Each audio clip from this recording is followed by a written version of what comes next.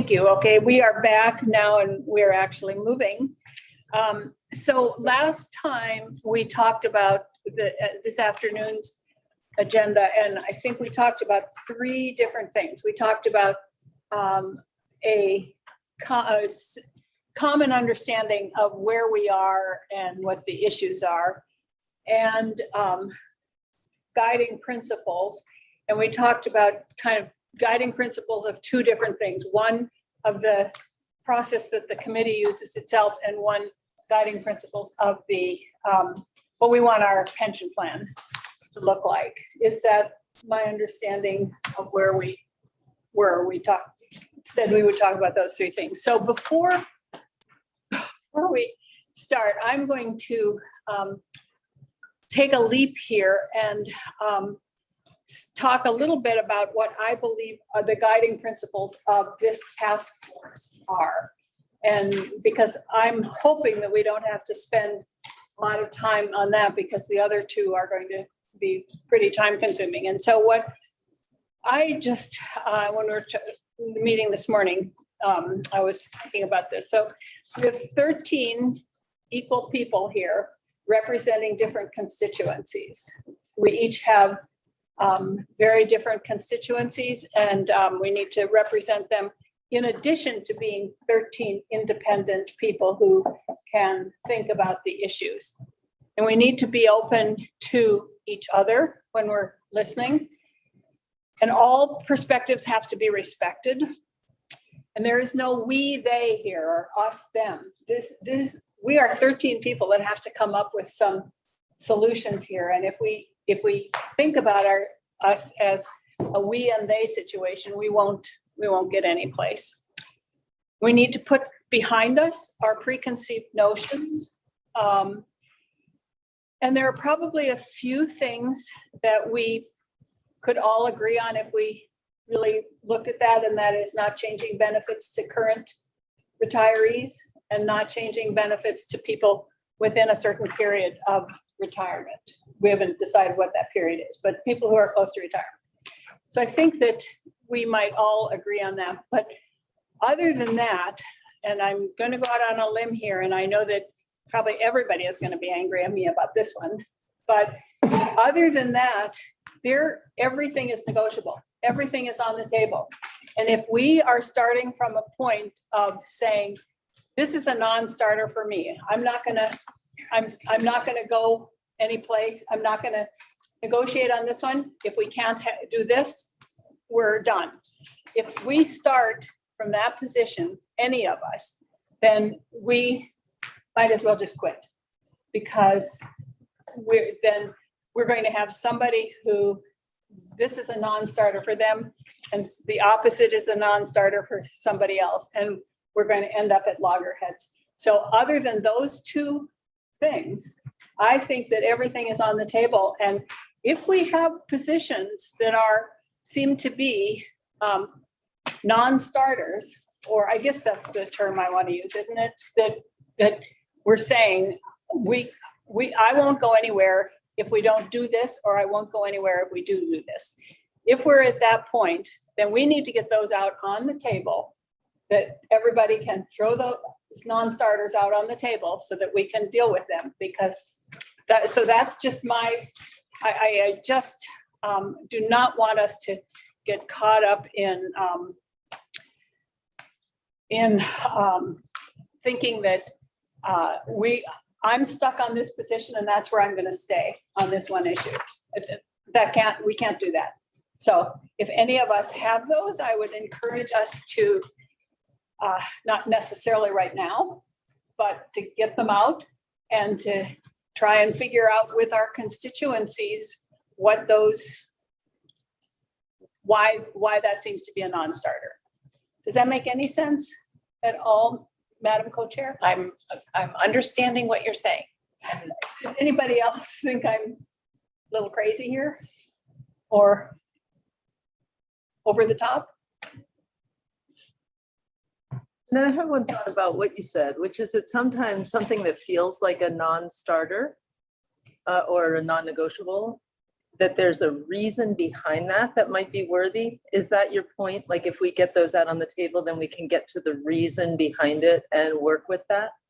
If people do have those issues that they say are completely non-negotiable, then there has to be a reason for having that, because somebody else is going to have the opposite non-negotiable position, and we're going to end up at loggerheads. We're not going to solve it. So, I mean, I can think of the one issue here that I've heard from many sources is revenue stream. Nothing's going to happen unless we can have a new revenue stream.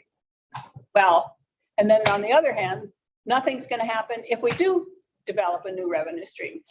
Well, if that's where we are, then let's just go home, because we've got to be able to solve that. So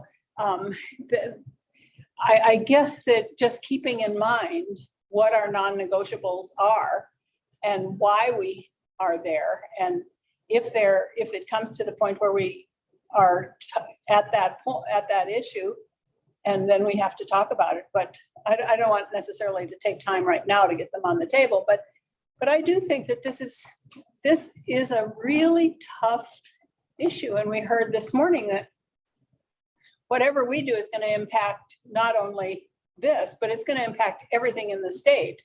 So we need to be open to everything. Yeah, I think it's a really important conversation to have. I'm glad to hear the part of getting everything out on the table. And that it's not a bunch of just non-negotiables to start. And we're going to need to be creative throughout this process. And one of the things I've heard mentioned a couple times is, well, whatever we put out in a proposal for changes, or the legislature might not go for that come next January, or Phil Scott might not go for that, which I hope that's not where our mind is solely there, because with Act 75, it's not our duty to put out, well, what's the legislature actually going to take action on? What will Phil Scott actually be okay with? Our duty is to make sure that we are putting out something that we can all stand behind and agree and see value in, and really think about our values. Yeah, and I think that's where where our working with our constituencies comes in. I'm going to have to work with, Corey and I are going to have to work with 28 other senators to convince them that whatever we come up with is where we should be going.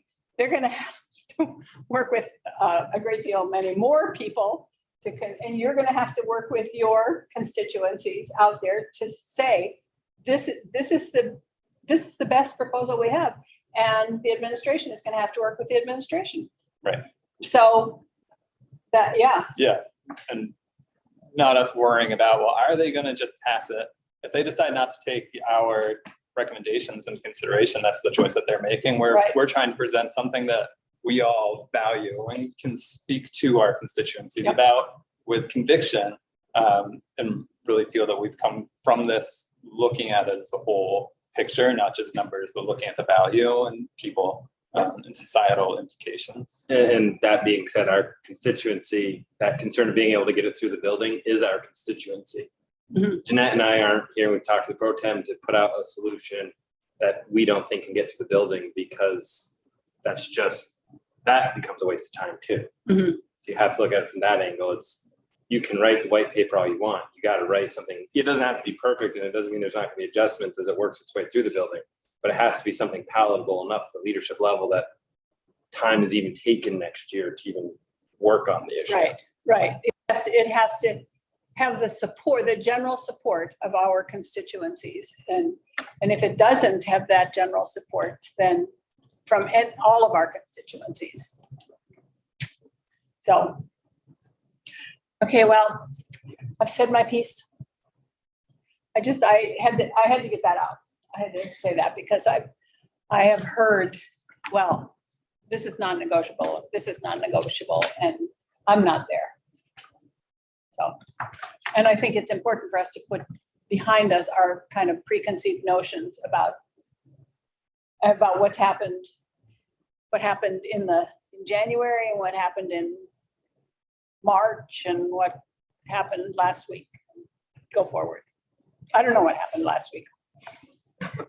Okay, Imagine that was- so with that, Anyone else want to Okay. comment on that? yeah, All right.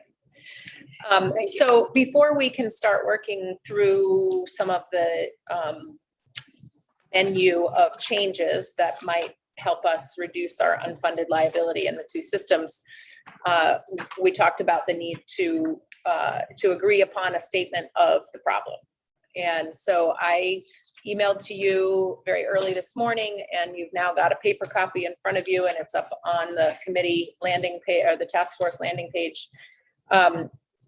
Just my work with legislative counsel to put words on the page that describe the problem. And so I'm going to invite David Hall to come up and join us simply so he can be here, hearing the questions that folks have, hear the suggestions that people have about the way this document is laid out. And I think you'll find it is factually accurate. It's been proofed by legislative counsel as well as joint fiscal. And I just offer this as a starting point for our collective statement of the issue. thank you for putting that together, because we're to start with something, then with nothing. Then nothing. Yeah. I didn't, for some reason, get a copy. I got 2 copies of this other. There, thank you. And just so I just think it's important to say this, and maybe I've said it before about our legislative council and joint fiscal, is that they work for the legislature. But in this case, David is working for this task force. He's not working for Sarah or me or John or Corey or Peter. He's working for this task force. And so we're very lucky, and our legislative council people and our joint fiscal people are objective, nonpartisan, and they do their best to keep us on track. But I just needed to throw that out, that David is the legislative council person for this committee, this task force. So go ahead, Sarah. Great. So I guess it would make sense for us to take this sort of one chunk at a time. I haven't really thought about any sort of method of presentation other than putting this out here for us to go through, either paragraph by paragraph or line by line and decide whether these statements are ones that we all agree upon. I don't know the best way of doing it. I would think that maybe David could start kind of walking us through it. Does that make sense? Yep. David, are you fine with that? Sure. Eric has a question. Oh, Question before we start. I will say I had a little time to look through this morning, and I was a little confused with where it came from, because at the last meeting, I remember we had discussion about, really talking with each other about, we were talking about using sticky notes and so forth to really get into where we felt what formed that problem statement. So to see it already formed today in my email, I thought we skipped over that process. So that was my first impression. I will say that probably did, we did skip over that process, but having chaired a number of committees, that it's almost always easier to start with something and then to start with nothing, and to have 13 people putting ideas out and then starting to wordsmith those ideas and stuff. So I actually appreciate the fact that Sarah and David put something on paper for us to look at. And if we don't like it, we can throw it out. But if we think that parts of it make sense, then there's, because, Jeanette, it's not about not liking it, because this is awesome, right? But it's like the collaborative approach, that's all.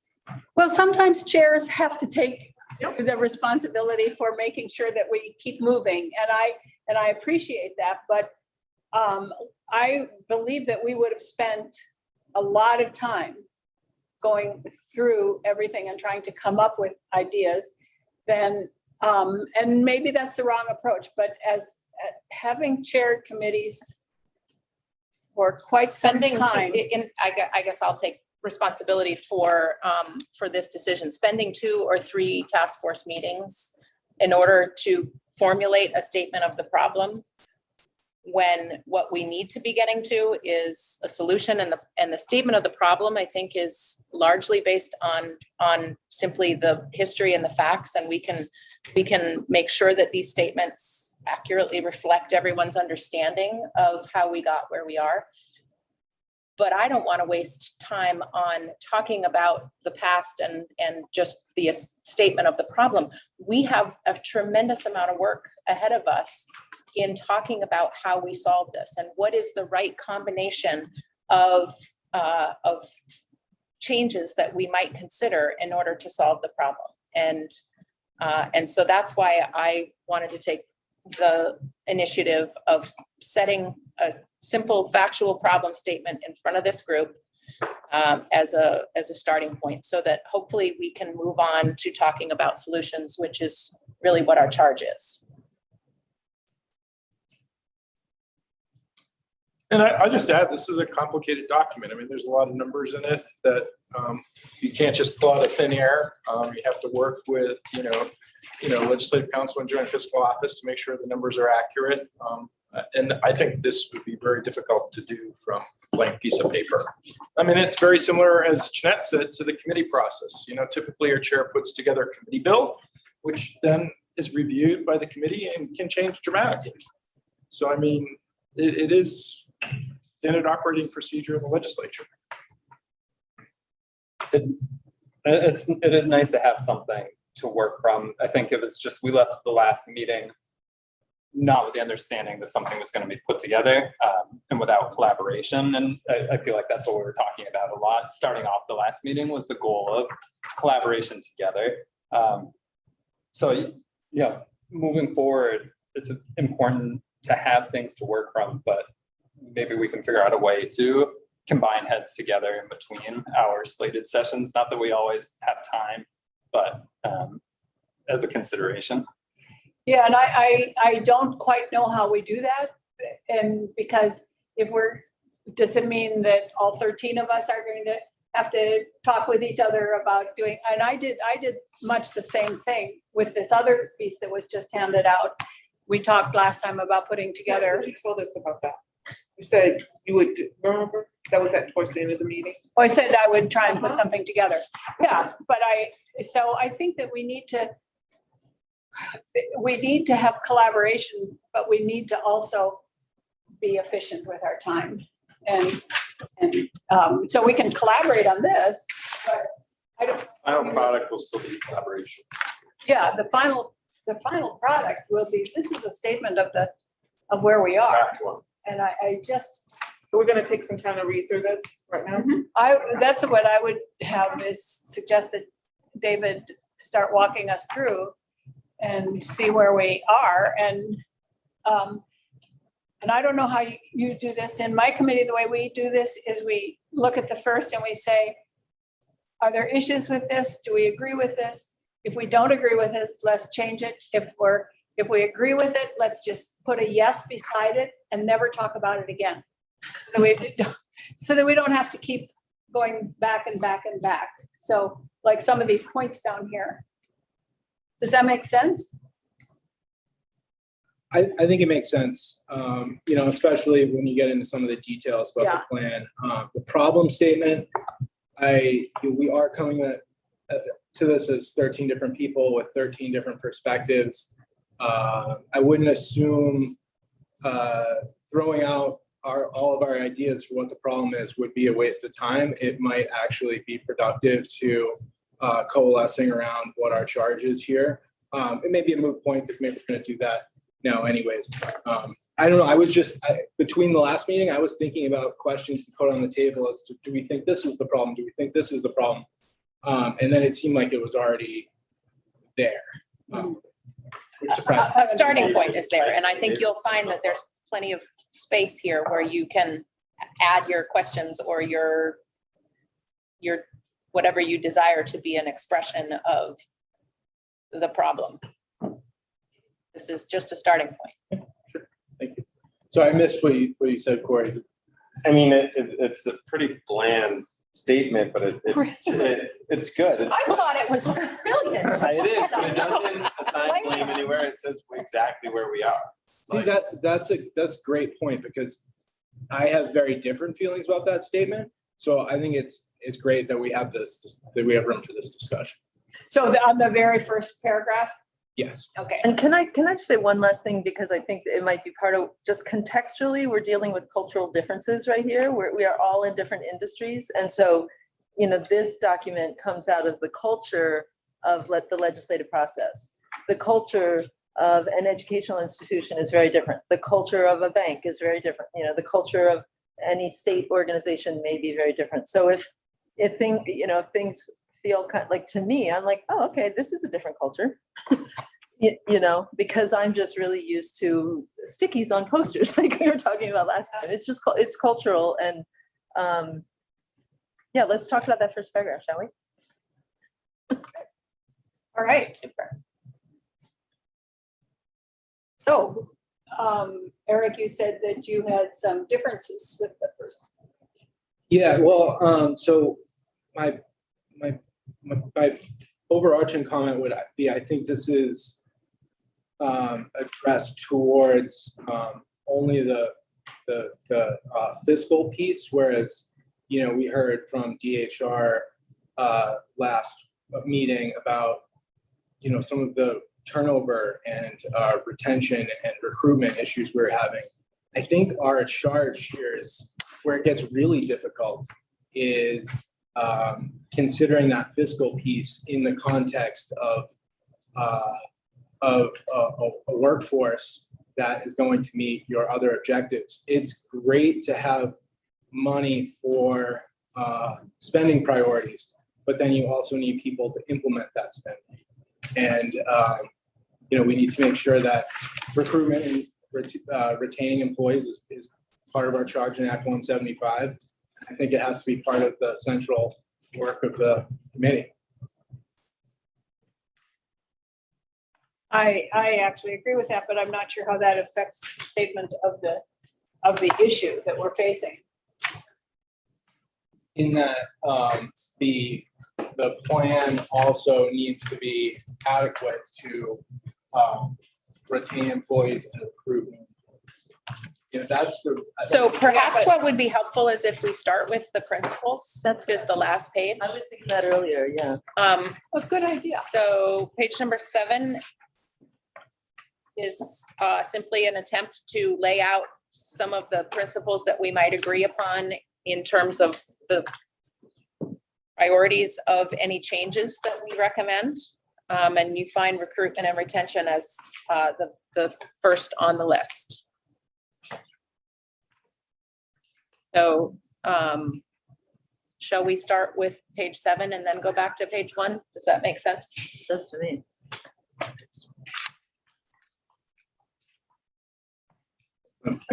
Yeah.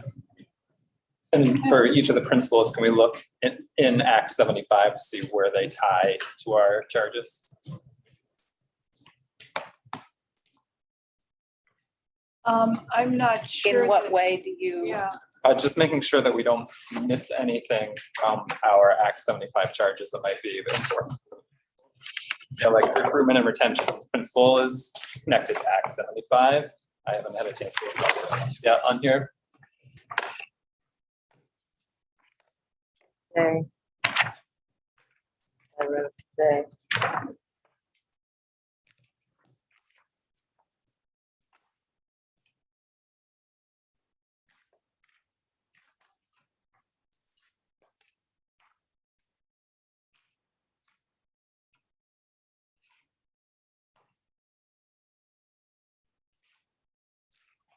Item J, Yeah. page 449. What? Item J. Oh, the retention, yeah. Okay. All of the things are also on this sheet. I pulled them all out.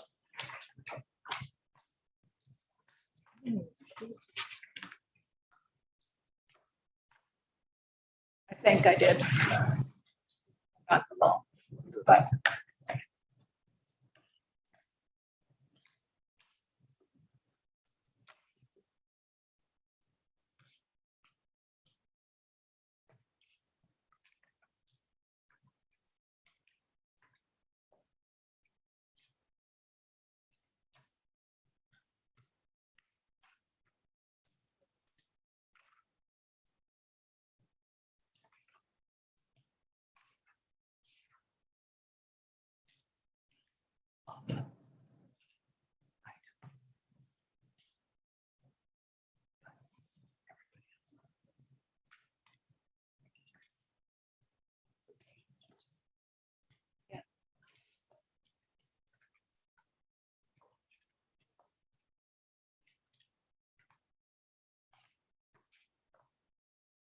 So does the task force want to spend some time cross-checking the principals with the duties of the task force? Or can we start in on recruitment and retention as a first statement of principle?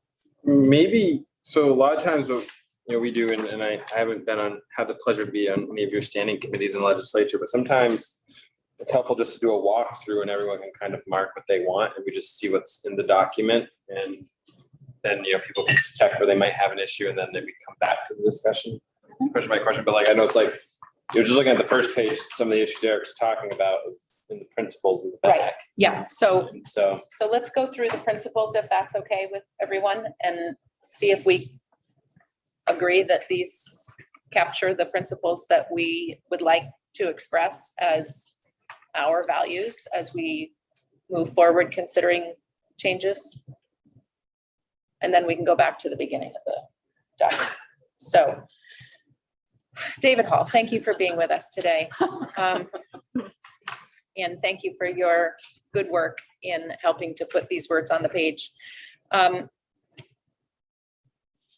Can you just walk us through this? Absolutely, be happy to. Let me introduce myself because I've mostly been lurking in the corner for a few meetings and you might not have any idea who I am or why I'm here. My name is David Hall. I'm an attorney with Legislative Counsel, which means I have 180 clients, 180 bosses most of the time who all want to do something a little bit different. And part of my job is help them figure out what they want to do and how they want to get there. And then I write it. So whether it's a bill or an amendment, and then the next person comes to me and I help them figure out how to kill it. That's why I get paid. As the chair said, Senator White, I am an objective, nonpartisan counsel to all clients, all members, all parties, all committees, all people. I don't have a dog in the fight. It sounds mercenary, but I don't actually care what you do or don't do. I get paid either way. And what I've learned in my 13 years in this job is that by and large, people are in this building because they want to do what they think is best for Vermont. And that's what helps me come to work every day and feel good about it and go home with a good conscience. So I'm here to help you in that same capacity. I worked with, Representative Copeland Hansis, and thank God Chris is here because as your rep from the Troopers Association said earlier, I don't math. I went to law school, not to graduate school for calculus. I haven't had math since 11th grade, to be honest with you. And I can add and subtract, but that's about the extent of it. So my job is to do the words, his is to do the numbers. But one of the things that I do, I think what people in my office do is work sort of as a translator. There's English and there's legislative English and there's normal people English. And I try to help people understand each other who are speaking those different languages. So, and I was a German major in college, so that's how far from math I am. So I'm here to help. And, I'll take you through this page 7. it is a starting point. I think it is accurate to say that it's easier to react to things than to try to come up in whole cloth. And I have learned that the hard way because I always have to start with a blank page. So there are 1, 2, 3, 4, 5, fundamental principles here. They're certainly not the only ones you would consider, I think. There are others in the 2009 report. They did those were hortatory. They were a little esoteric. I feel like they didn't have quite as much concrete schema to them that could help you know exactly what we mean when we say things about, whether something is equitable, fair. What does that actually mean? And so I think, it does well when you're talking about principles or intentions is to be clear about what it is that you want to achieve and accomplish and what values matter to you. So the first one is recruitment and retention. I'm here because I am pinch hitting for a colleague who's had a baby, and I'm going to be with you at least through October. One of the first meetings I heard was the words from DHR, and it was striking to hear the value of these benefits, recruitment and retention. It's obviously in the Act 75 charge, and it's something you've all talked about. So that's the first one on the page.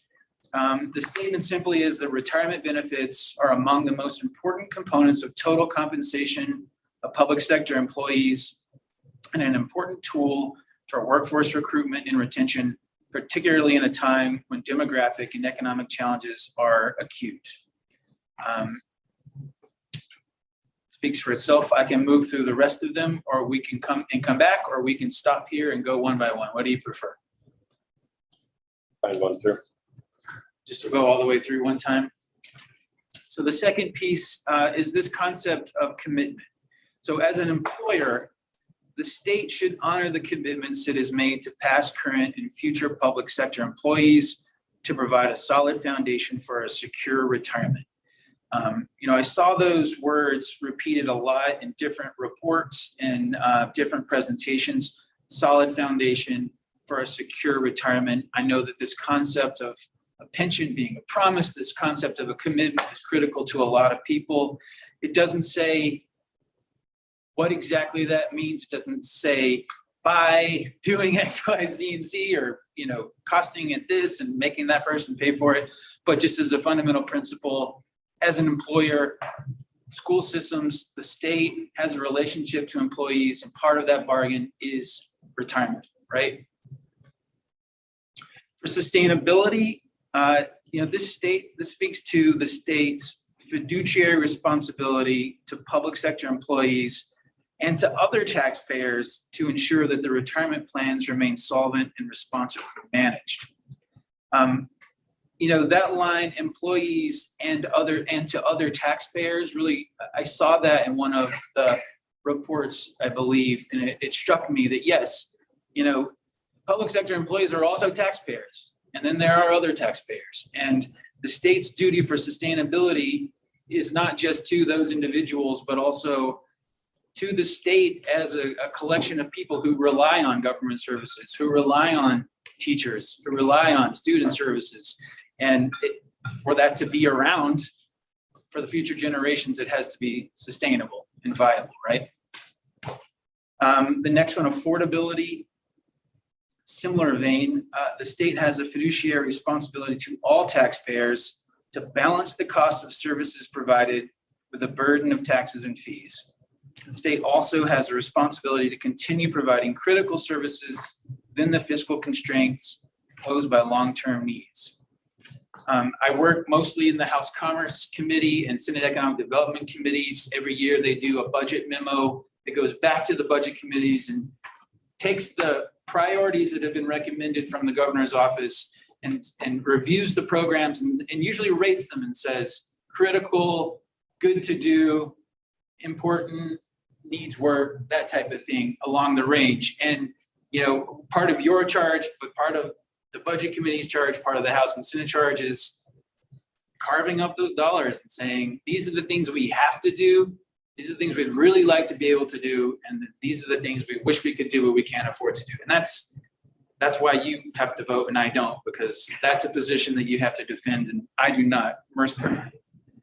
But it's important. It's the most important work The last one is the net economic and demographic impacts. And we sort of came to this one at the very end, but you know, I was struck again in one section of one report where it said, you know, any levers that you pull or dials you turn, anything that you do, there are people whose, you know, economics and livelihoods and spending power, et cetera, will be affected. And that's not just the individual level, but it's within the system as well. So trying to capture that here, making changes to the pension systems and a failure to make any changes to the systems will impact the state and local economies. It will impact the spending power of current employees and of retirees. It will impact the financial position of the state, local governments, and local school systems. And it will likely impact the demographic profile of the state. So that's, you know, a lot of big picture concepts to understand. And certainly subject to refinement. Let me say the very last thing about the kind of work that I do for you and for my clients during the session is that I have zero pride of authorship. I'm not wedded to any words or concepts. Those are choices that you make. I am just here to facilitate that process. Thank you, David. So comments? Are we gonna go through as a second read and pick apart each one, or? Well, I think that if we have, here's the way I feel about this. If we have reservations about what it says or what it means, then we should go there. But I don't think that we can, as 13 people, wordsmith. I may be wrong here, but I think that if we start doing that, we will be all day on just the principles if we do that. So but I think if there are issues with what it says and the general concept, that's where we need to have the conversation. Does that make sense? Yeah. Mike. Thank you. So, I mean, this is my own thinking, but, you know, as I think about the principles, not so much for the retirement system, but as we think about making changes to the retirement system, you know, fairness and equity are sort of at the top of my mind. And, you know, what does that mean? I'm trying to think through just for myself, what does that mean? And I think, you know, trying to limit the impact on lower wage earners, trying to limit the impact on people closer to retirement. How you define that? 5 years, broader than 5 years, you know, avoiding disproportionate impacts on particular groups of employees. You know, those are the things I've been thinking about through this process. And I don't know if they're as well developed as they should be, but some kind of reflection, if people share those values, some kind of reflection of that in these principles, I think would be important.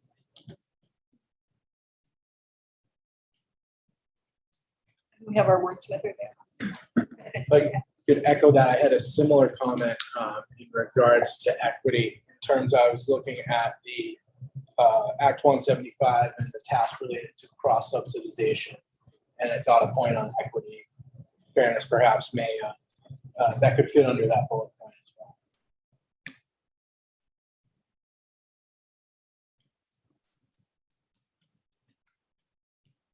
Molly has Yeah. something. Sorry. Go ahead. Okay, I had a thought about the commitment bullet or maybe its own bullet. I know one of the things that I feel really committed to in my seat here is beyond just the foundation of a secure retirement, but I feel a commitment to the Vermonters having quality public service employees.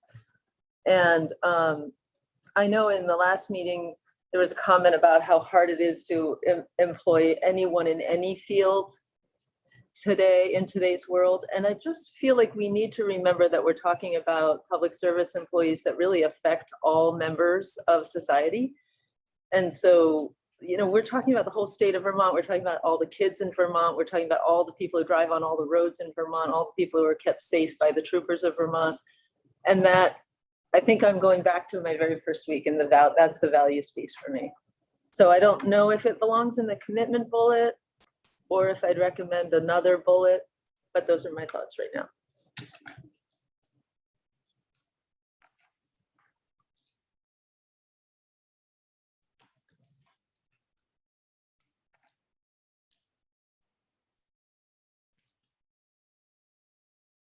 Other observations? Things that seem, things that you would say differently, things that you would add to this document? I think clear and commit, I like what David did with commitment, but I also think it, just because you change how you make that commitment doesn't mean you're not keeping that commitment.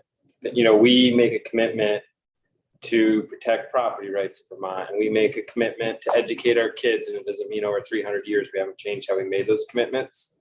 Just like we commit to a solid foundation for secure retirement, it doesn't mean that we don't change how we get there and what that looks like necessarily. Yeah, and I think that the last sentence there, to provide a solid foundation for a secure retirement, says that we have a commitment to provide that. Right, but what I have a heard in the commitment. spring when I was a little more distanced from this problem was, you're changing the commitment you made to us. We're Right. not, we're trying to protect the commitment we made to you. Right, It just may look a little different on how we pay for that commitment. right. The commitment Commitment to is the the solid retirement, and I think we all retirement. agree to that. But the word commitment doesn't mean that it doesn't change how It that doesn't looks change. over time when things change.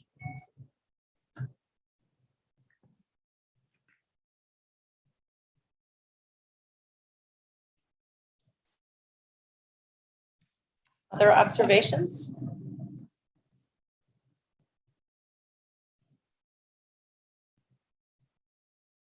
I'm not sure where it fits in, but I think under affordability, we're talking about the state. But I would also like us to consider the budgets of retirees and the values that they live with and allowing them to retire with dignity. I think it was Treasurer Pierce was talking about going to a conference, and one of the speakers was talking about how to apply for low-income programs and whatever. That doesn't fit with, I don't know if it's an additional affordability principle, but I would like us to somehow be reflecting the affordability of life for our retirees who have committed 30 years to whatever system they're part of.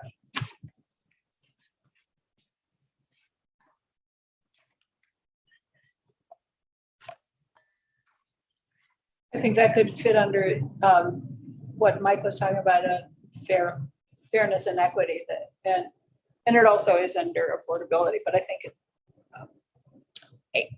And it's captured under some of the statements around net economic and demographic impacts. I mean, we want to make sure that any changes to the system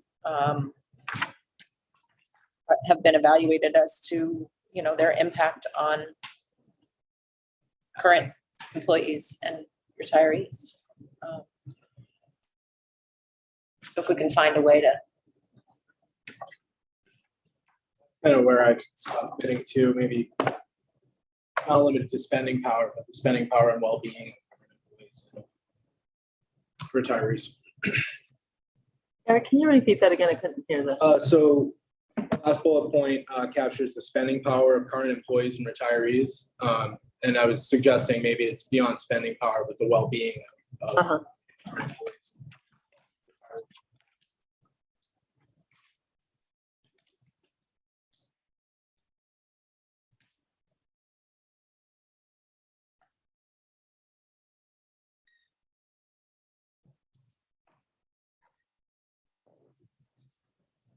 other observations?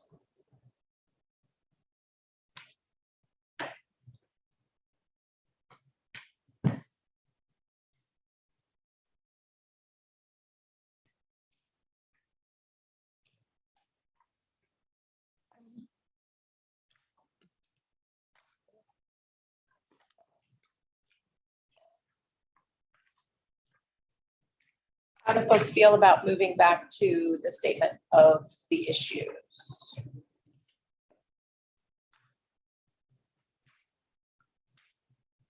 Okay. I don't want to rush folks because I understand that this, you know, may be the first time that you've chewed on this. But I did want to make sure that we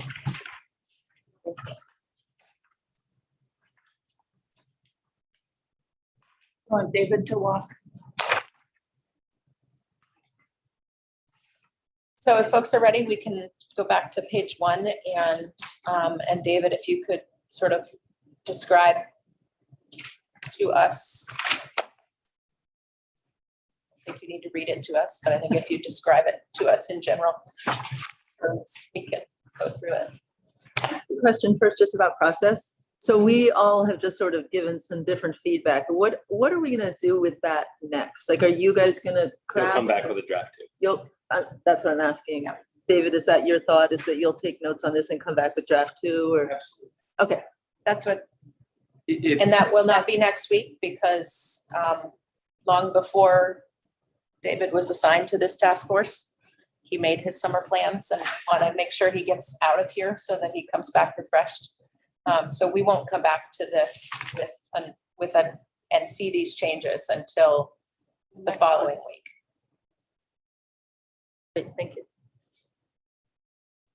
And then just for clarity, if there's ever a time where there's 2 competing phrases, a lot of times we'll do like a side by side. Okay. All right, from the top. Sure. So let me just comment on sort of how this is put together, and then we can look at the words on the page. But you know, the intent at the very beginning and is to try to just capture the basic, most fundamental issue in plain English. You know, I had to sum it up to my kids that say, we don't have enough money. Probably way bigger than that, more complicated. There's obviously nuance about what other values and factors are involved in this discussion, and that is the whole of your work. But you know, when I started to realize I was going to be coming on board with you all and needed to learn the last 25 years of pension history in about 5 days, which was hard. You know, to wrap my head around all the math and all the numbers has been it's obviously challenging, and I'm learning as I go, as you are. It's very fascinating. But yeah, at the end of the day, you know, in the statement of the issue, it's just trying to capture in a sentence or two the crux of the problem, which is liabilities right now are bigger than assets. The background, though, is here because as I read through the 2009 report, it was eerie to have first heard your hearings on YouTube and then in person, and go through Chris's presentation and next the treasurer's presentation, and then go back and read the 2009 report. And it's like they wrote that then about this now, but it was 12 years ago. This, to me at least, just really a continuation of that problem. It's just accelerated and grown bigger. I don't know if you've all seen it that way, and if you don't, we can certainly flip the switch and change the mindset. But the themes that you are wrestling with now, particularly with respect to the economic and demographic factors, are all the same, just worse. So that really takes you through sort of the page 1, and then the next couple of pages 2 and 3, a lot of numbers, a lot of math, but just trying to distill down into a couple of paragraphs what the state of affairs is, the magnitude of the unfunded liability, the comparative status of the ADEC, how that looks now and how it looks compared to other spending in other parts of government, et cetera. And then starting on page 4, you'll see causes of unsustainable liabilities. And, frankly, this is just this, and then the last piece on OPEB on page 6, trying to give an unvarnished and objective laundry list of everything that got us where we are today. And we can look at the specific words on the page, but I think it's important, to look at it coldly and stare at it and say 1, 2, 3, 4, and 5. And here we are. Now, what do we do about it? So going back to the top, page 1, statement of the issue, the Vermont State Employees Retirement System and the Vermont State Teachers Retirement System are on an unsustainable financial path. Neither system has enough assets today to cover the projected cost of retirement benefits they must pay out in the future, and the size of the shortfall has grown significantly in recent years. Absent any changes, the cost of Vermont taxpayers of funding the systems will continue to grow each year. You might could have one more sentence there if you wanted to say, ultimately, something bad happens. I don't know what that is. I'm not sure if anybody knows what that is. The system fails, it becomes, it's no longer viable or insolvent. I don't know what kind of words you want to use. I didn't know if you even want to. I don't want to be a doomsdayer, but this doesn't end well, the path that we're on. So I don't know if you want to say something like that or not, but that's the starting point for your discussion of the statement of the issue. How about that? How are we measuring unsustainable financial path? Because some of the questions I was gonna bring up was, is the problem the liabilities? Is the problem the ADAC? Certainly, liabilities have grown, but we're also on a path to pay off the unfunded liability by 2030. Unsustainable financial path. It does imply some sort of collapse when in fact, we're on a path to be fully funded by 2038. I think the unsustainable part of it is the growth in the size of the bill that comes to the legislature every year, particularly the tremendous growth over just the last couple of years. If the ADEC was growing at its 3%, nobody would be saying that things are unsustainable. Yeah, well, you have to look at the unfunded liabilities too, and the funded ratios. If we were on a trajectory to pay this off, which way would the funding ratios be going? Well, no, when we set out on the amortization schedule, it was supposed to go down before it went. Well, And we're at the going down. crossover point. And many of the assumptions that we started with didn't bear out. So, I just think it's prudent that we're specific about what, so if the ADEC rising, the ADEC rising unsustainably, that to me is clear. Healthcare costs, the benefits, there's a lot of unsustainability. But I don't think we get any, I'm not sure it's helpful to indicate that the system is gonna collapse to our current workforce. We already managed to have really high retirements last year. We need to dig into what the exact problems are so we can solve. Well, I think that's what we're trying to do here, and it says absent any changes, we're on an unsustainable path. So in my mind, what this implies is that we need to make some changes. We don't know what those changes are yet because we aren't there. But absent any changes, this system is not going to be sustainable. And we could, the way I understand this, and I think I understand this well, that the ADEC is going to keep growing, and we will pay it off by 2038. But at what cost to the rest of the revenues in the state and the rest of the programming in the state? We heard today from Steve the other pressures on the budget, and so if this was the only issue we were facing, then maybe it isn't unsustainable. But it isn't the only issue we're facing, and if we don't make any changes, the impact on the rest of what we do is going to be dramatic and explosive. I think that's what we need to lay out there. Because unsustainable financial path, if we do make the ADEC payments, it's not an unsustainable financial path. So if the capacity to make those payments is coming at some sort of sacrifice, that's where the crux of the problem is. So I just think that's what we need to spell out. One of the things about the ADEC payments is, as Chris pointed out, or Steve pointed out, they are recalculated every year. And they take into account some information that is backward looking, the biggest piece being, this is how the markets did. This is the performance of all the assets, the corpus of the fund, and then that's measured against the assumed rate of return.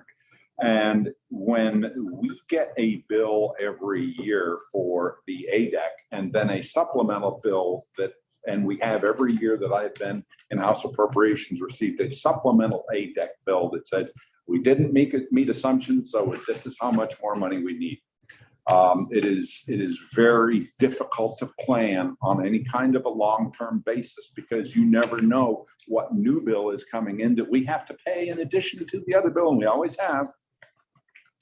That makes it so difficult to say, you know, we're on a sustainable path if we just pay the ADEC, because it's not just the ADEC. And then you also have everything else that Steve said this morning. And oh, by the way, I don't think he talked about childcare. So, you know, there are a lot of competing interests in this building that Vermonters need, and it's not just the pension. So, you know, the pension is extraordinarily important. Putting it on a sustainable path going forward is, but it's not. If it were as simple as just paying the ADEC, I don't know that we would need to be here. I'm hearing the predictability of the ADEC is also an issue. It is, and you cannot, Chris, am I wrong? Am I right? Can you predict the ADEC going forward? If I could predict the future, I would be a very wealthy person, right? That's very true. Well, good thing you can't, or we'd lose you. We could donate some of it. No, but if I may, in response to that comment, if you'd entertain a comment from the peanut gallery, you know, I think Eric's point about the amortization schedule is right. I think the issue we find ourselves in, though, is that if you go back to the 2009 actuarial valuation and look at what the schedule of predicted ADEC payments will be for the unfunded liability until 2038, and compare that to what it looks like today, it is increased by orders of magnitude over the years. And it's because the hole has gotten deeper over time because the liabilities have grown faster than the assets have grown. So we now find ourselves in a position where the hole is much deeper at year 13 or 14 of the amortization schedule than we ever thought it would be earlier. And we have a much steeper climb between now and 2038 to dig out of that hole. So I think your point about, you know, we should not signaling that the system's going to collapse. I agree with you. I would never say that. I think the real issue isn't that the system isn't going to actuarially be able to calculate how to get to 100%. The issue is, can the state afford the payments that would be required to get there by then?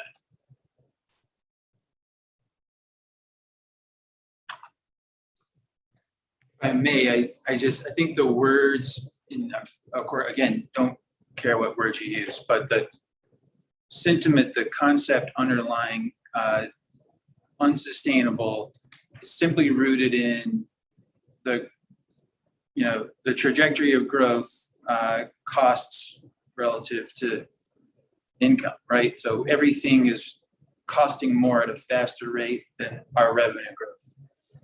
While that, if you want to get super technical, it's not unsustainable as long as we just keep making the payments, whatever the payments are. I think you're right. It's not technically unsustainable. What's not sustainable, though, is the state being able to make incrementally more payments each year to where you get to page 3, that third bullet, that final year's one-time ADEC payment projected to be $500 million. I mean, I don't know how many people at this table with a straight face would say, no problem. We can make a $500 million payment for 1 year's worth of the ADEC liability.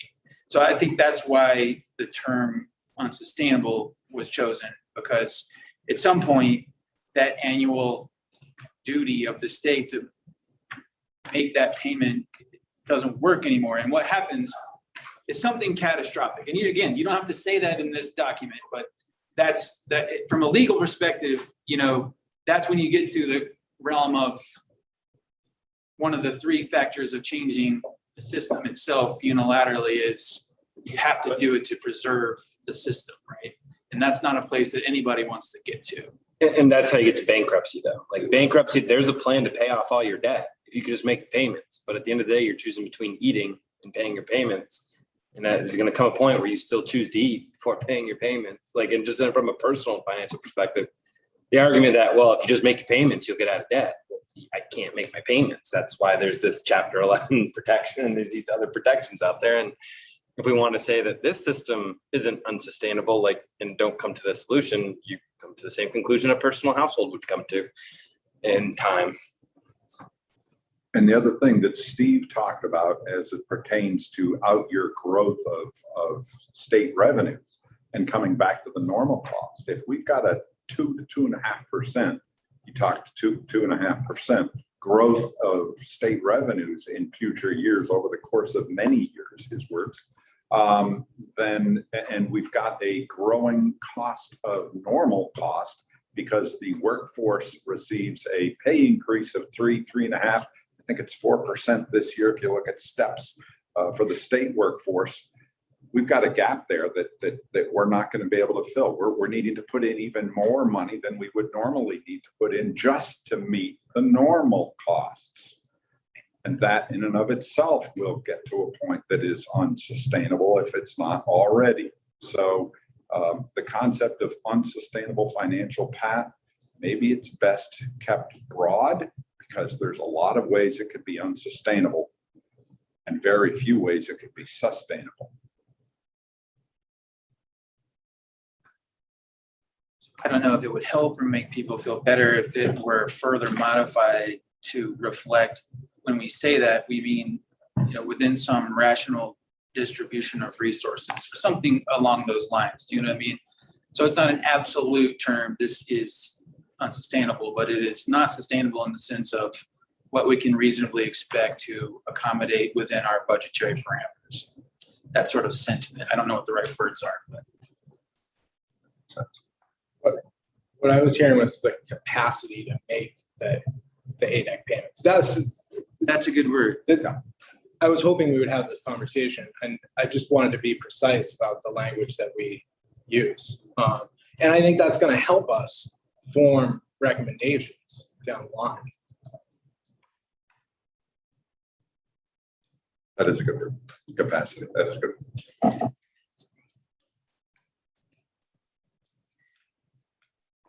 Other questions, comments about the first paragraph? I'd like to see us revisit what Eric was saying before about this reflecting something to do with the workforce.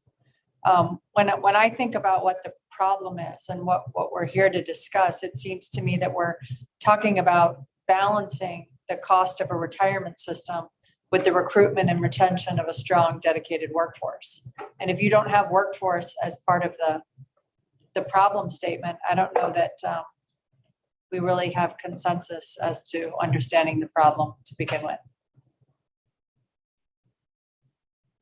I had written the same thing, and I thank you for putting words to it because I was struggling to find words, but next to the statement of issue, I'm still not feeling the piece that's in that first principle in the back.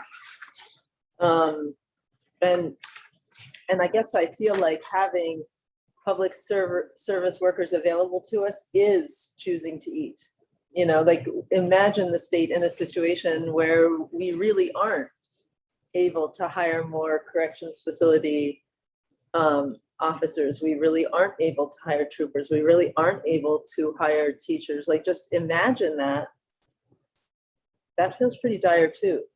And it feels like an important part of that statement of issue. Because it's the balance of those two that we have to find.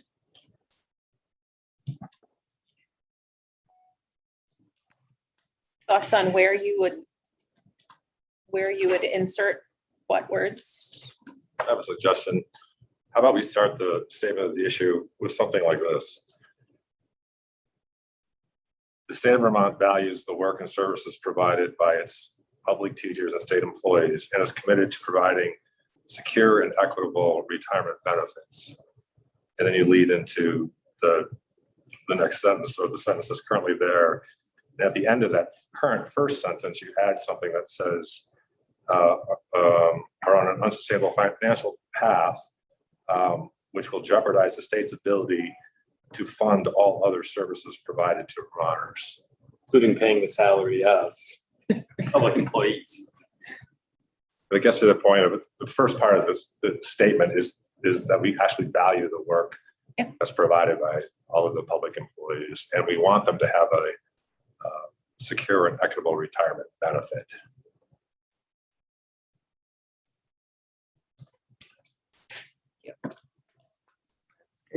Did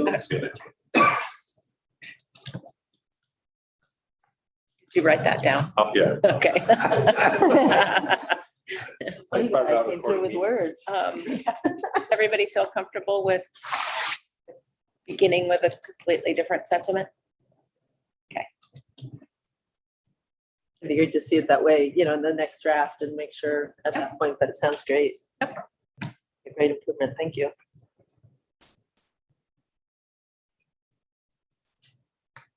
Other thoughts, questions, observations? Eric? Just another thought on how we might bring that workforce part in is you could include something at the end of the first sentence, you know, that says systems essentially have their challenges, however you word that, yet are necessary to provide services for Vermonters. And it kind of brings in that dual, the balance here between making sure they're fiscally sound and making sure they're sound to, you know, bring in talent.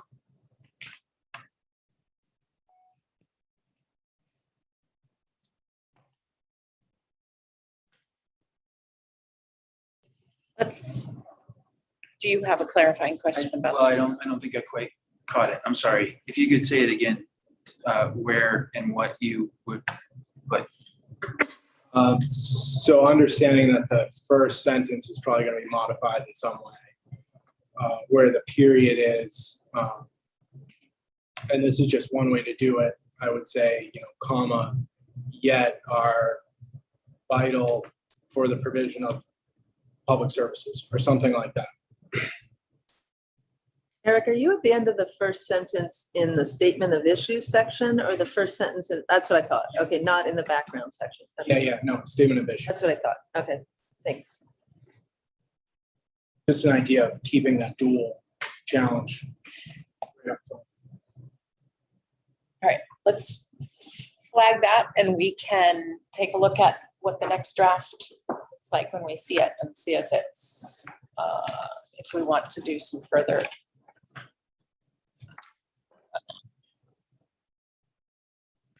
We ready to move to background?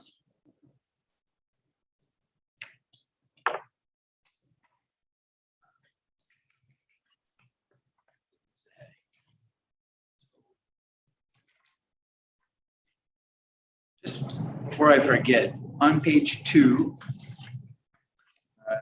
the second full paragraph, which begins while certain federal, that should have a heading before it that says scope of the problem.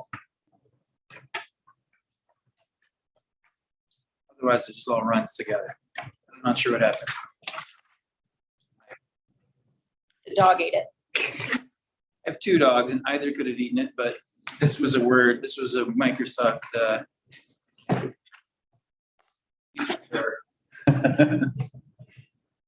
so the background piece I briefly mentioned before really just is, wow, sandwiching 100+ pages of 2009 into a few bullet points. But again, the point to be made here is the continuity from the issues that the systems and that group were facing at the time and where you find yourselves now. So in 2009, aftermath of the Great Recession, state established this commission on the design, funding, of retirement and retiree health benefit plans, state employees and teachers. And the words they used were to address the affordability and long-term sustainability of the pension and retirement healthcare plan serving state employees and teachers. And again, their words, the implosion of financial markets in 2008 and the first quarter of 2009 severely impacted the value of plan assets. It contributed that year to a large increase in the required employer contribution. The Commission also identified the economic and demographic trends predating the Great Recession that had already set the retirement systems on an unsustainable financial trajectory.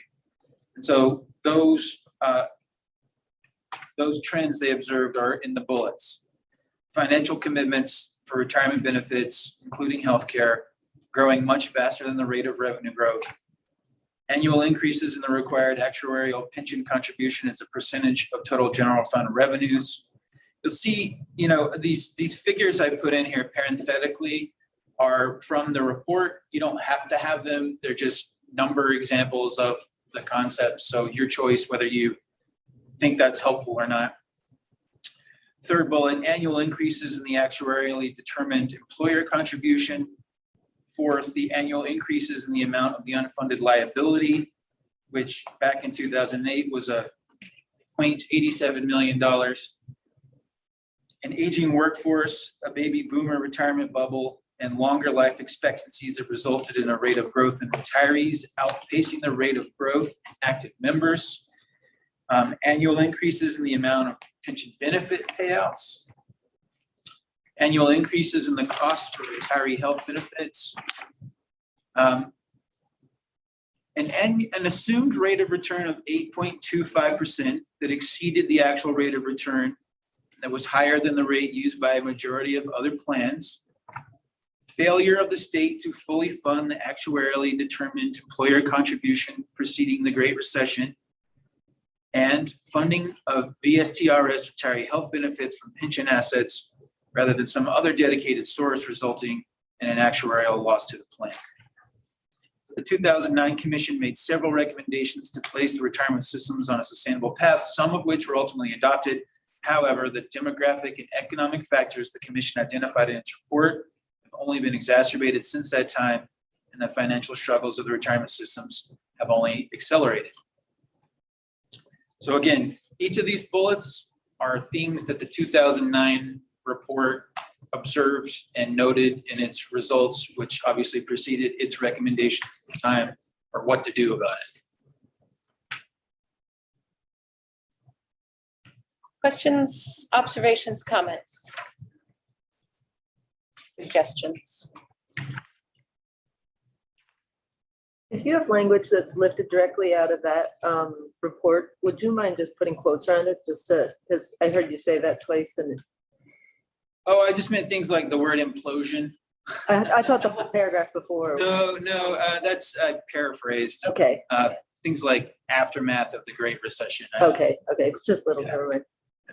It wasn't, I apologize, I didn't mean to say, it suggests it was directly taken verbatim from this, it certainly wasn't. Just a clarity point, David, on that second to the, well, 1, 2, 3, 4, 5. It's the fifth bullet down on the first page, and that's the parenthetical says 2,800 more retired teachers and state employees, 2009 versus 2003. Maybe that's clicking with other people, but I'm having, I guess the comparison's having trouble. If the comparisons teachers to state employees or the time frame comparison.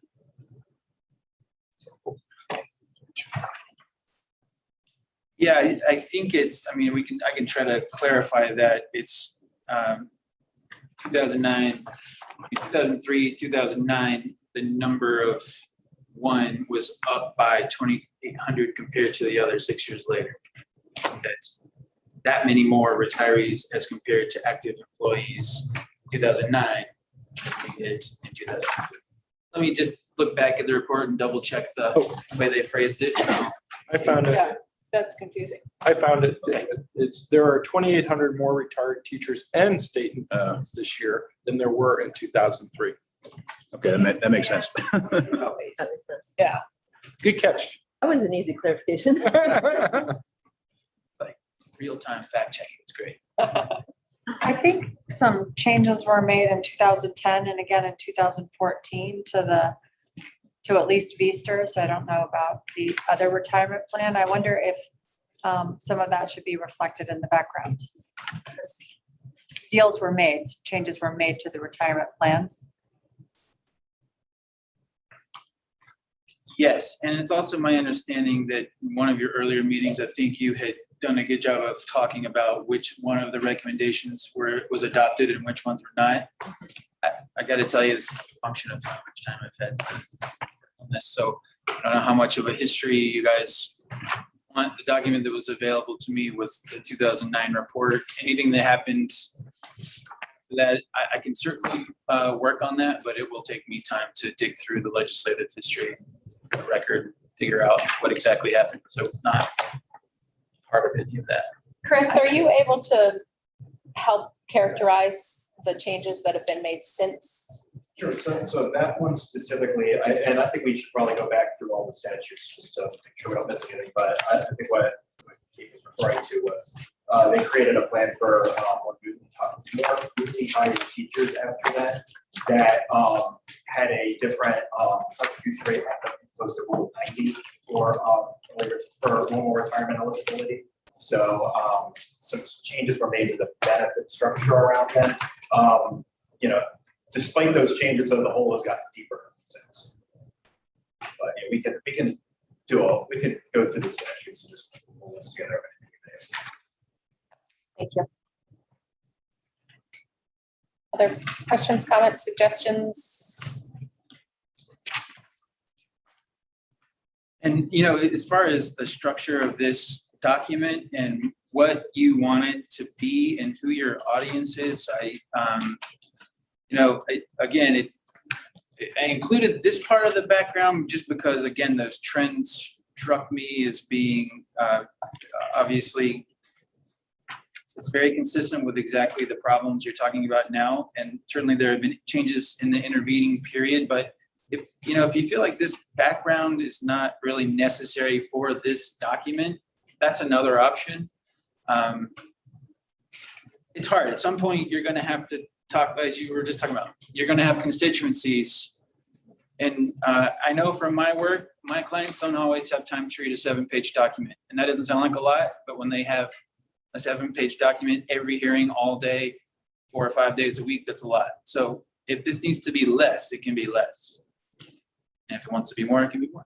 Yeah, I It can be think, 2 versions. I was gonna say, maybe that could, because we're gonna have to do a report at the end. And a lot of this stuff will go into a report, but we need to think of who the audience is that we would be trying to make sure that there's a common understanding of the problem. And I think that those audiences might not need as much background information as just understanding of where we are. Now, I may be wrong, but we may have different documents for different purposes. Yeah, and I can see your point on that, but I can also see the value of understanding the echoes of where we are now to where we were then. And I would hope that we would all think of that as a cautionary tale, that if we're going to go through this really hard process, let's try to make sure that we, find a path to sustainability and not doom somebody 10 years from now to come back and do this same thing. The other thing that I just want to say before Peter's got his hand up is let's not rearrange all the deck chairs if we're going to just sink the Titanic, right? Let's not ask David to rework the way he's saying things if it's the consensus of the group that we just want to ditch certain parts of it. Yeah. But and so I'm not going to presuppose that we all have the same thought on how much of this is essential, but I find it to be fascinating and important. And so for people who want to know more information, they'll read it. For people who don't, they'll just gloss over it. First Skim it. paragraph. And, yeah. Where's the Okay, executive you're right, summary? yeah. That's the best service. Executive summary, right? There you go.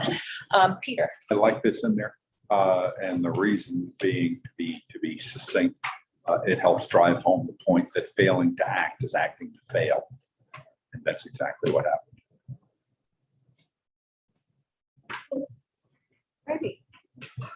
I'm not sure I understand that point, Peter. I think at the time when the changes were agreed upon in 2010 and 2014, at least to Vesters, the idea was if we make these changes, then, you know, we'll get back on the right course.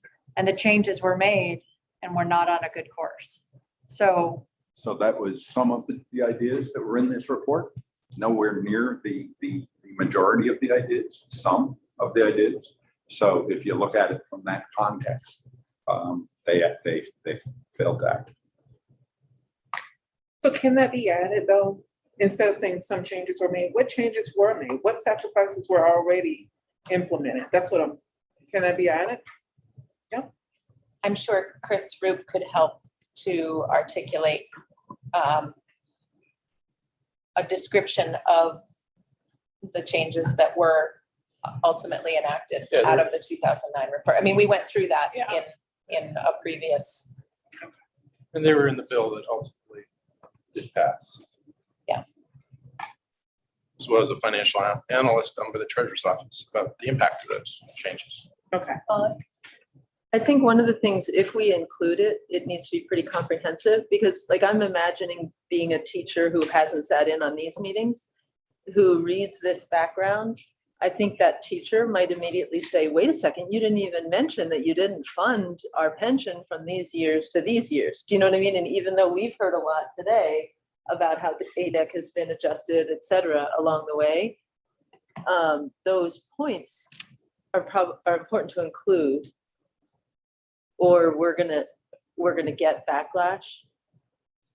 Yeah, and I think I could imagine in the final report, putting in the charts that show the percent ADEC that was funded, because we've seen those, we've gotten those from Chris already.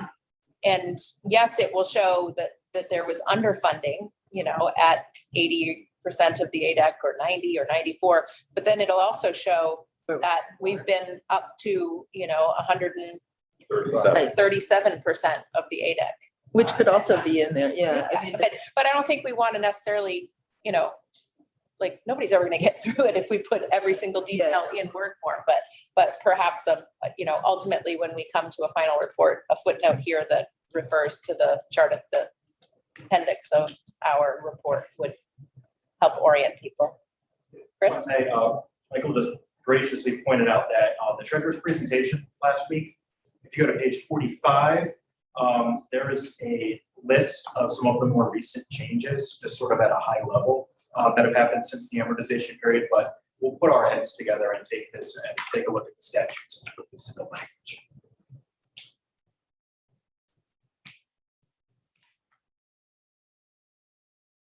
Other questions, observations, thoughts? Or are we ready to move on to scope of the problem?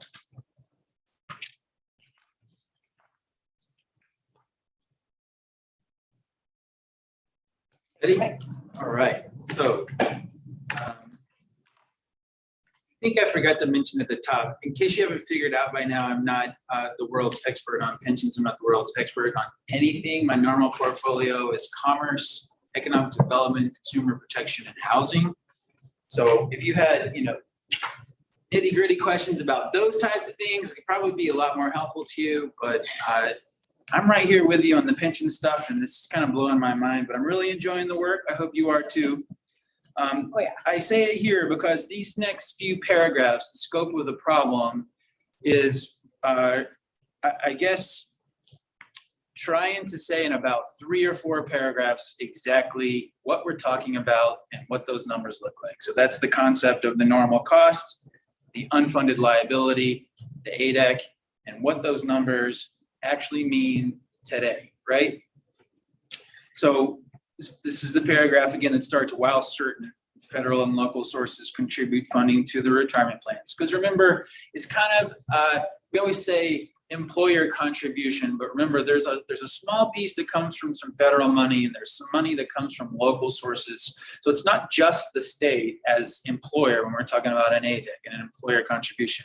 So we have to acknowledge that while there's a little bit of money from some of these other places, the state does bear most of the employer responsibility to pay the normal costs of annually funding the operation of the retirement plans. And that is just the cost every year to normally keep the thing going, doesn't count the unfunded liability. We'll get to that. So active participants distributed among various groups within each plan also pay employee contributions at a fixed rate set in statute, and these contributions fund a portion of the normal cost. Employee contributions, however, have not grown at the rate the normal costs have grown, and as a result, employee contributions now pay approximately half of the total aggregate normal costs across all employee groups. So in addition to the normal costs, each system has an unfunded liability. And this is a gap between the costs of future benefits and the assets that are available to pay for them. Unfunded liability arises from prior years of underperformance relative to assumptions and also reflects increased costs from changes to assumptions. So the unfunded liability is amortized with interest over a closed 30-year amortization period that ends in 2038. Though the payoff schedule is fixed in statute, the amount of the unfunded liability changes annually based on the performance of the pension funds and continues to escalate with increases in future projected costs relative to assets. Despite the employer fully funding the actuarially required amounts, that should probably say since 2007. The unfunded liability for each system has grown significantly since the 2009 Commission report. So the VSER's unfunded liability has increased from $87 million at the end of FY08 to over $1 billion at the end of FY20. The VSER's unfunded liability has increased from $379.5 million at the end of 08 to $1.93 billion at the end of FY20. Top of three. So the amount that the employer must annually contribute to fully fund the normal costs of the plan and to pay down this unfunded liability, which together comprise the ADEC, or actuarially determined employer contribution, has also grown significantly and will ultimately exceed the state's capacity to pay for it. In FY 2008, ADEC totaled approximately $82 million. By 2021, the ADEC grew to approximately $205 million. So, informed by the most recent experience studies and economic forecasts, economic and demographic assumptions for both systems were revised in 2020. These changes were intended to ensure that assumptions are met more consistently in future years. However, the changes led to significant increases in the unfunded liabilities, normal costs, and ADEC payments for both systems from FY21 to 22. So the VSER's unfunded liability grew by $225 million, and the ADEC by $36 million. The VSER's unfunded liability grew by $378.8 million, and the ADEC by $64 million. If nothing changes, and if all actuarial assumptions are met moving forward, the ADEC payments will continue to grow and will exceed $500 million by FY38.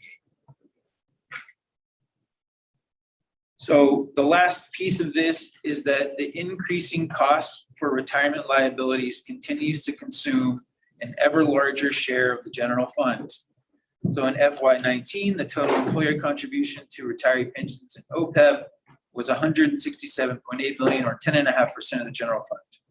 For FY22, total contribution has increased to $249.5 million, which is approximately 13.8% of the general fund. And then just for context, the FY 2022 ADEC, far greater amount than what the state appropriates annually from the general fund for entire categories of government services, including general government, protection to persons and property, labor, natural resources, commerce, and community development.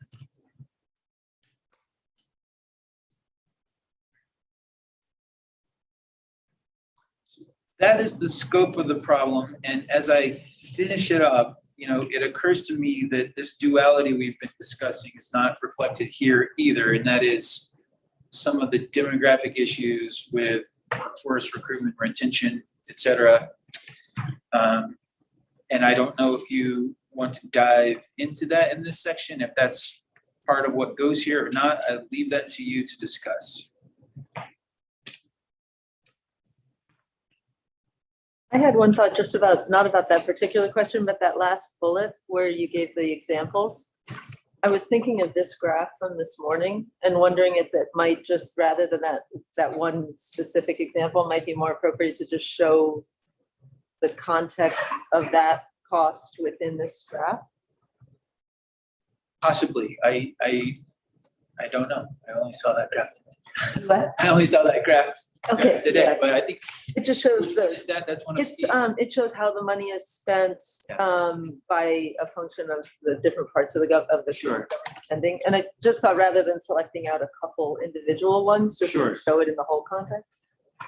I think that's another way to do it. I'd have to look at that and hope Chris have it converted into English for me, but I think perhaps, if this content ends up in the report, we can, I mean, if we're good, we can load it with graphics, and we Yeah. can put a pie chart together that shows Mhm. the FY22 budget. Okay. Back in the first section, just under where he said we needed a header that says scope of problem, in other words, that starts while certain federal and local sources. Regarding the employee contributions at a fixed rate set in statute, when they were set in statute, and I don't know when that was, what was the percentage of the normal cost put in by the employees and by the employer? If we could find that out, please. The short answer is it will vary by year depending on how far back they were set, but they used to, employee contributions used to cover a much, much larger share of the normal cost as recently as, the most recent changes and assumptions. Now they cover roughly half across all groups. Could we see a history, please? On that very same point, I was struggling with that as well. I have no doubt that sentence, employer contributions, I know that's true. I struggle with it in that we haven't really done that investigatory part of it. So I just have a hard time committing to language on it. While I know it's true, sometimes I'd like to put finer points on some of that stuff, like from this percentage to this percentage. I see what you mean. Yeah. So I don't take any issue with the accuracy of it, but we might want to continue to flesh out the detail. Get some data on that Yeah, exactly. before we come back to a final draft of this. Yeah. Other questions, comments, observations? I Molly? had just a really quick one on that third paragraph under the scope. I think you added in since 2007. yes. And isn't it fully funding the actuarial required amounts or more, right? I mean, some of you have said as much as 130%. I think we should add that in. It's accurate.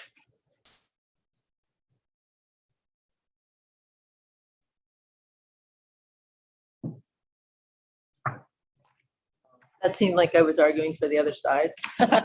There aren't No, sides you're- here, remember? That's why, Hey, Molly, that's why I said it. I was needling you. You're arguing for the facts. That's- no sides, Yes, no exactly. sides. No sides. I was just having fun with you. It's refreshing that we can all agree upon the truth. To our house members. That's the sides. David, I know you have this later on, but in the second paragraph where it's second sentence, funded liability arises from underperformance against the assumptions. The underfunding is part of that too.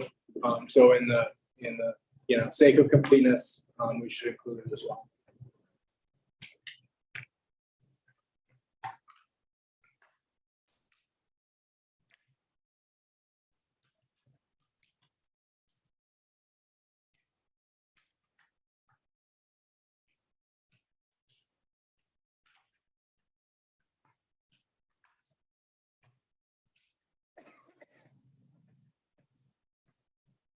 Observations, questions, suggestions? Just wondering about, on third page, paragraph, informed by most recent experience studies, when it talks about how there were changes that led to significant increases in the unfunded liabilities. Maybe we could lay out what some of those changes were.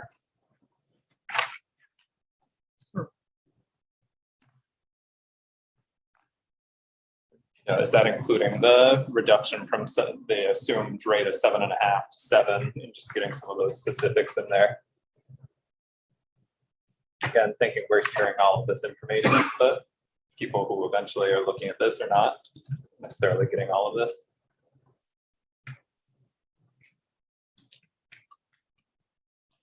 I feel like the treasurer's report had that in there, right? We can find that there, right? What some of those actuarial assumptions. Yeah. Usually actuarial assumptions were.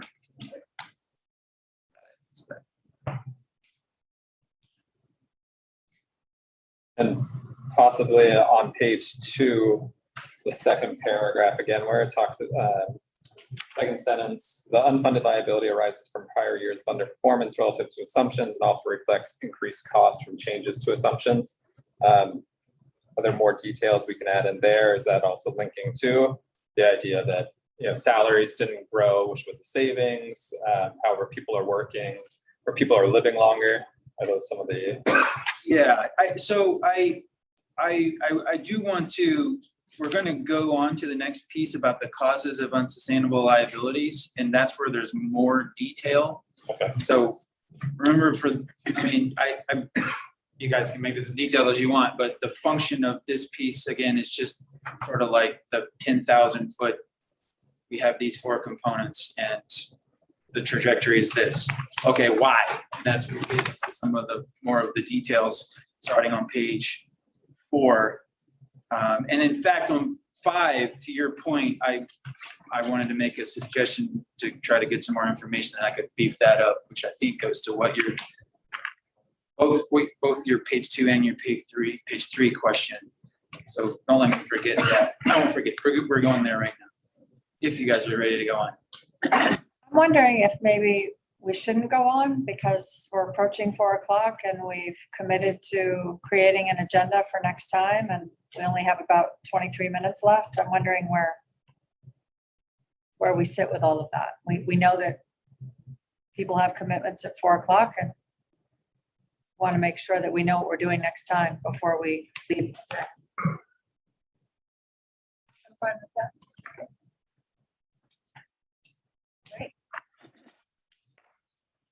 Stopping there, David, will you have the points you said remind you on page 5? Sure. Well, I'll just very quickly tell you what I'm talking about without being mystical. There's a great slide in the treasurer's presentation. It's actually 2 showing, it's 1 for each system. And it actually gives you the dollar breakdown of what categorically increased the unfunded liability by how much. But within that, it's like $90 million other gains. So as I was trying to write this, I realized I don't have access to the same information that they do, but at some point I could put that, these are sort of the categories, some of them, not all of them. But if I can, bug Chris or Michael to dig in a little more, I can put with each of these bullets what those were, you know what I mean? Which changes did, and can we even pinpoint like which changes account for how much of that growth? And then when we say categorically other, what do we mean by that? It could be that it's too detailed, I just don't know, but We have all that information at our fingertips. So that's why you got the math. Excel file on my shared drive, I have every year, 2009 to 2020, what has contributed to the unfunded liability. So whenever it comes time to put a report together, we can slug a graphic in real easily. But the treasurer hit the sort of highlights and summed them all up in the groupings like that over a period of years to give you the flavor, because the numbers do vary from year to year. So thank you, David, for your work at condensing a very complex and technical subject into a few pages. And you'll be relieved to know that we will need to ask Chris Roop to finish walking through this next time. So pass the baton to Chris And I hope that by the time you come back, we will have finished our suggested edits to this and be ready to move forward. So, thank you. Thank you. All right. Okay, so where are we? Well, there's two things that come to mind that we've already talked about wanting to do at the next meeting. One was to hear from NASRA regarding how our benefits and contributions compare to other states. And I think how it would be also helpful to understand how our liabilities compare to other states. And what they've done, what some of those other states or cities have done Yep. to solve some of their issues that are the same as some of our issues. So we had flagged NASRA for next time, and then we also need to fit in time to finish going through pages 4 through 6. Yes, because 6 is OPEB. What else do we want to put on the agenda for next time? Well, neither David nor I will be here next time. We're running away together. Are you? That sounds like likes right by the water. I think he told me that your air mattress doesn't hold air though, so you're going to be sleeping on the bare ground. Okay. No, I will not be here. All right, what else do folks want to see? So looking at, oh, sorry. No, go ahead, Leon. No, just looking at what you prepared, Jeanette. Questions for you? Yeah. I think this is great, thank you. It's just one that needs to be added, we did that today, by the way, where we're looking at permanent and, well, some of today, examining permanent and temporary revenue streams to fund the Vermont state employees, retirement, and teachers. That's just the one charging piece that was not there. So I'm using this as my reference as we go along, so thank you. So could we do that, the second charging, is that something that we can start looking at? You already have some of those pieces, do you think, Sarah? Can you ask that again? I'm not sure I understand what you're asking. Oh, some of the pieces of the 5-year review of benefit expenditures and all of that? Expenditures and employer employee contributions. I think a lot of those things will happen as we start having options for changes. Yeah. And then the actuarial has to be, that's my feeling on a lot of these these things, which is why I didn't try to put the things underneath them. But because I think that a lot of those, as I thought I tried to explain, was that we won't have information or hearings on them until we start having some options. I have 2 questions. Do we have NASRA booked already, or do we need to book them? We need to book. Okay, so it's possible they might not be available. That is a possibility. Okay, so if they're not, if we could, do you know when we'll be reaching out to NASRA? Tomorrow. Okay, so if we could just get an update on if they're available, if they respond tomorrow. So that way, if they're not, then we can all be in collaboration with figuring out how we want to fill that agenda time slot. Or we can just suggest their topic now. Yeah. That's great. Yeah. My second question, not related to agendas. Last time we put together the RFPs, have those been sent out? Yes, the RFP, I've been in contact with Michael Grady with respect to the legal expert RFP. That's been sent out. The only thing that I need to follow up with him is if we want to send it to specific law firms or post it to places he didn't post, which is the typical state places to post RFPs. If there's like I think there's a law association of pensions attorneys, and I need to find that. And then I do think we should send it to Ice Miller, the 2009 attorneys that worked on this. But so that's done, and then I think we've sent the letter to the treasurer, so that's done.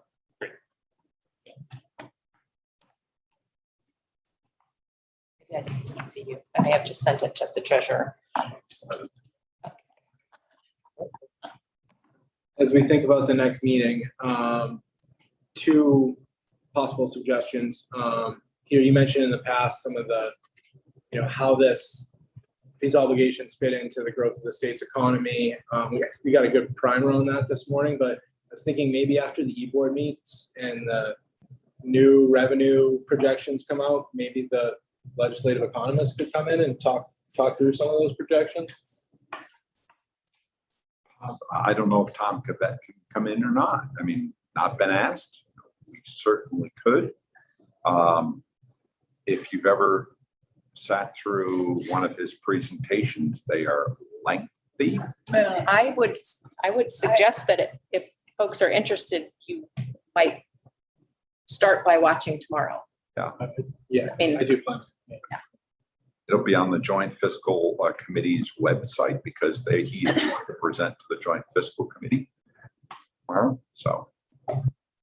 And the other suggestion, so I mean, maybe we'll see how that plays out. Maybe someone else, not necessarily Tom Quebec, could come in. The other suggestion was looking at the net economic benefits piece. We're going to need some input from an economist at some point, and potentially, Public Assets Institute could be a good group to hear from. Paul Cilio, sort of on the value of pensions to local economies and so forth. Might be a good perspective to hear.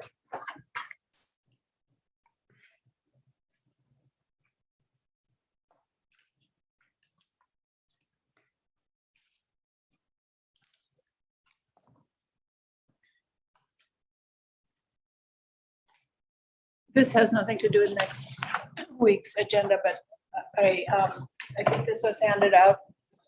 This is the workplace retirement plans for regular Vermonters, and it gives a lot of detail. It gives a lot of detail about who in Vermont has pension plans and who doesn't, and what they're all about. So this, I think this came from AARP, and I think the Labor Department had some statistics, but I can't. I couldn't find any on laborers, but I was able to find that from AAR. Just for our information. Is that from 2015 or? Yes. Yeah. Dated.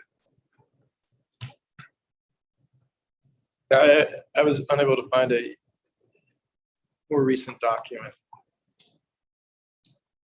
Fortunately. Yeah.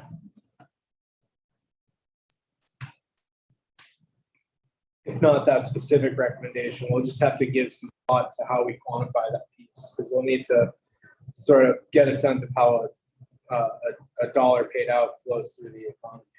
Quantify it.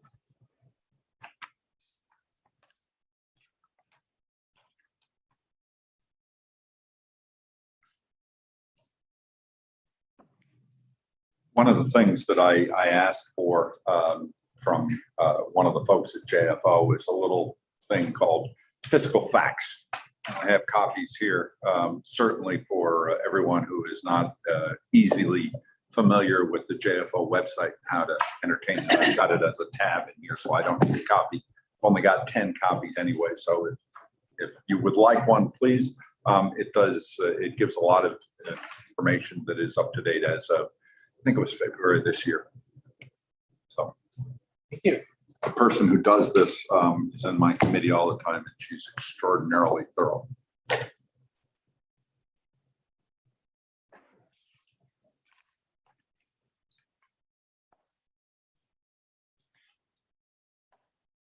What do we have firmed up for our agenda for next time? Well, we have ASRA potentially coming in and talking about benefits, contributions, liabilities, and solutions that other states have worked on. And then we have a walkthrough of the document we were working on today. And then I do have like at least we could get an e-board update for next time. I think that sort of gets to Eric's request, whether that's Tom Kibet or somebody else. We could at least get an update. And then I had Eric's again request on the net economic benefit of pensions and possibly contacting the Public Assets Institute. That's what I have right now. So that sounds like a pretty full agenda. Yeah, well, NASRA may fall off, but I'll definitely try to get them scheduled before the end of August.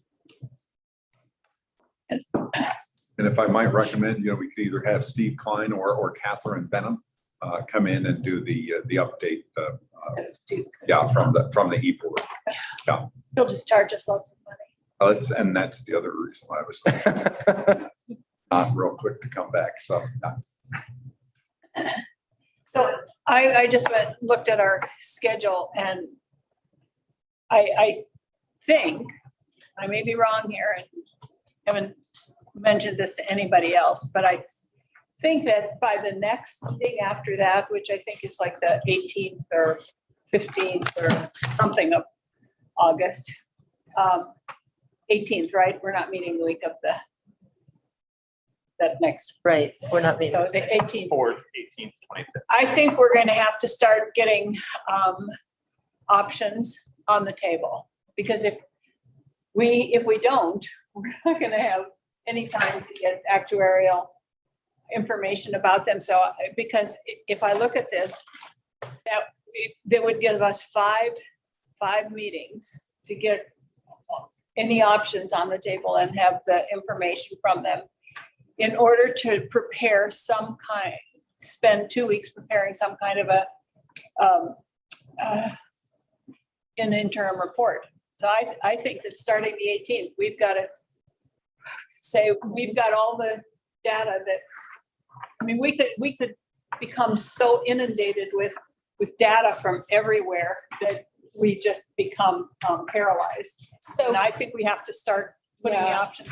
And I think given that timeline and given the fact that we have this gap in August, that maybe next week it would be a good idea to have Chris just go through and review with us again what the levers are that can be changed in the broad scope. And I think there's probably. So you could probably put together a document that just identifies all the various things that we could potentially do that impact the assets or liabilities of the pension. Yeah, Without actually going into, say, change this or change that, but just a menu. These are the here's categories. Yeah. just to make sure it has everything that everybody's thought of. Maybe somebody else has thought of something else that we could do, but at least it would be a starting point to identify the levers that we have to work with. And can that include things on the increased revenue side in addition to the cutting of benefits? Because that feels. Yeah. And the other thing I was wondering earlier, since I'm talking, Jeanette, you had mentioned at the start of this, I think it was this half, the piece about if people have things that they feel like are non-starters. I think we should revisit that question, give people like the homework, as sits it in a teacher, to really do some soul searching and think about whether there are places where you get an absolute no on the inside so that we can face those. Next time, like maybe we can start off early on with that discussion. Like, did anybody come up with some absolute no starters for their constituent group? Yeah, and then somehow, in my world, there are no absolute non-starters, except those two that we talked about, just because if we do have them, it's going to be really difficult. So we each have to look at what those non-starters are for us and why they are, and what it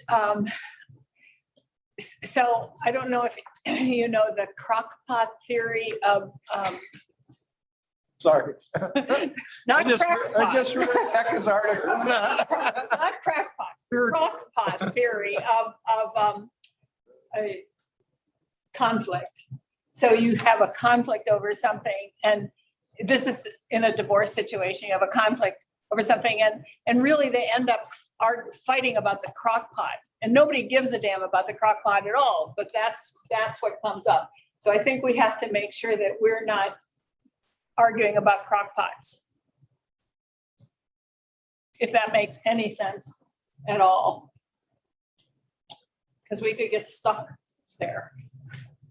I just have a question process-wise about writing reports. I've never been a part of a group like this, putting out reports. If we could put some time on the agenda next week or the 18th, I believe, about going through what does that process actually look like and entail, that would be helpful. We could probably tell you that right now, the way Okay. we do. Yeah, but task if force we have reports. time right now, that would be helpful. Generally, David and Chris will take all of the notes from all of the meetings and they'll put together a report.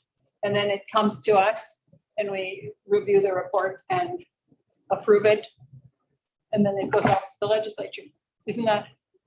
In a general sense, yeah. So it looks very similar to what like we did today. You'll go through the document and if there are phrases, or we'll highlight them and debate them. And did I hear you say earlier that we're trying to have 2 weeks to be able to go through that initial report from David and Chris? Well, wait, I think we're gonna have, it's gonna take at least one full day to go through it and then revisions or any changes or anything like that. Okay, so I mean, David's gonna be on vacation next week, so Chris can hopefully step in and just walk us through the rest of the document. We'll have all the proposed changes, then we can hand that back to. But I think he's talking about the final report that goes to the legislature. And in October. In October, we have an interim report Right. that's due, and then we have some, Well, I mean, what we That's the started report working on today is the first 6 pages or Yeah. 7 pages of the interim report. right, Okay. You know, beyond that is what we're building over the next couple of weeks, which is an understanding of some of the economic impacts, an understanding of where we fit in with other similarly sized retirement systems in terms of benefits and contributions and relative health. And then what we begin to work on for options to reduce the unfunded liability. And did we settle on a date that's going out in October? I can't I think recall. it says the 15th, All right. Yeah. but It might have been. is that right, Colin? I feel like it I was. can't recall. That's the It 15th, is the 15th. and then it's December 2nd. for the Oh, final. that's what I was thinking. Thank you. And then you were talking also about starting to put solutions on the table or possibilities. Are we going to have any recalculation based on the fiscal year 21 numbers so that we don't overcorrect this problem? I don't think we I can don't think we overcorrect. can overcorrect We this can't problem. overcorrect.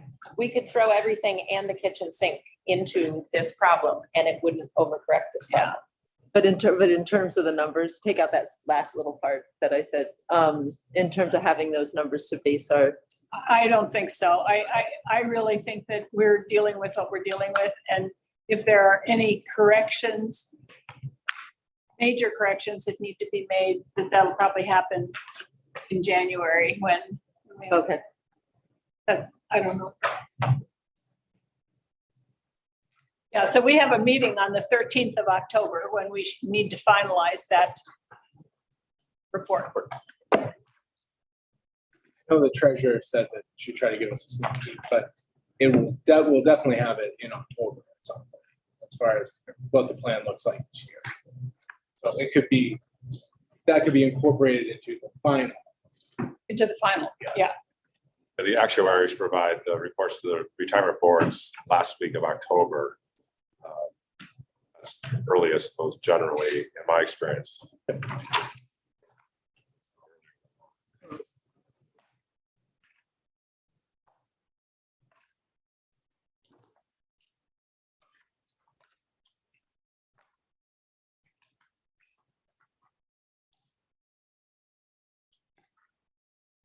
Else that we.